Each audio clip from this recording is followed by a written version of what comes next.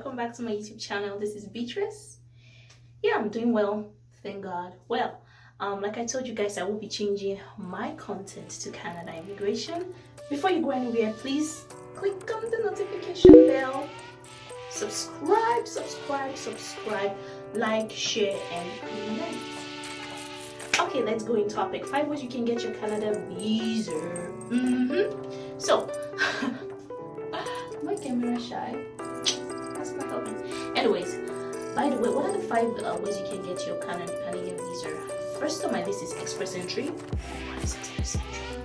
Express Entry is a system Express Entry is a system that is made by the Canadian government for you to immigrate to Canada. So they give you like a document called a permanent residency. So you can actually come to Canada as getting via the permanent residency route. You don't have to study. Well, long story short, however, you have to meet certain requirements, and you have to qualify on that 3 of these programs in order for you to be eligible. Canadian experience class, federal skilled worker, federal skilled trade.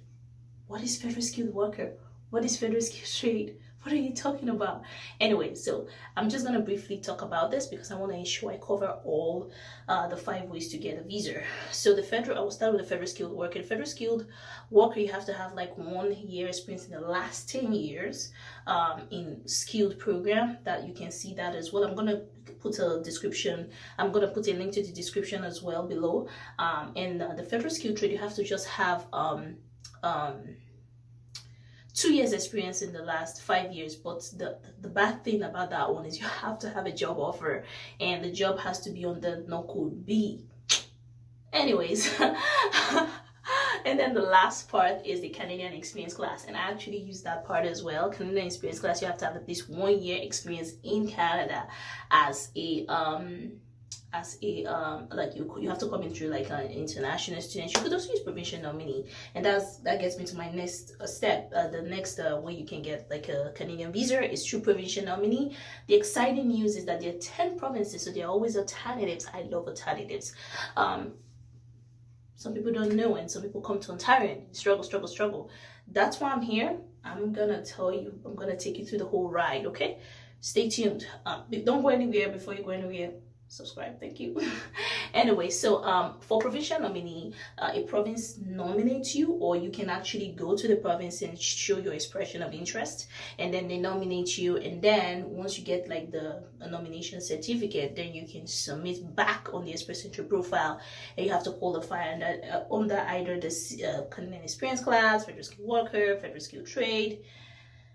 And then the good news is it boosts your score. They give you 600 points free of charge. However, you have to pay an additional amount of money under the federal Express Entry system after paying for the provincial nominee. However, you save time, and we can get more money, but we can get more time.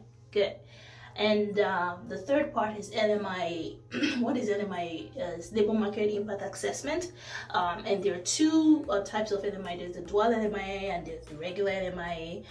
It's actually a very good one. It's interesting because it's just $1,000, and the regular one technically is they will probably give you like under the temporary foreign worker program, and they give you like the work permit and you can come and work. However, the employer has to inform the government that no Canadian can do the job, no permanent resident in Canada can do the job, and then give it to you.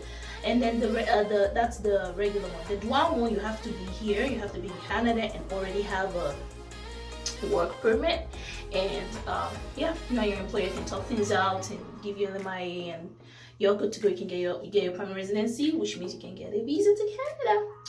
And then we have the family sponsorship program. For the family sponsorship program is a big umbrella. They have the grandparent, they have this spousal, they have the one for like family, so you can sponsor like your uncle and stuff, but you have to meet the requirements. I actually like the sponsorship program because you don't have to write IELTS, you don't have to do those big things that they do in all the programs.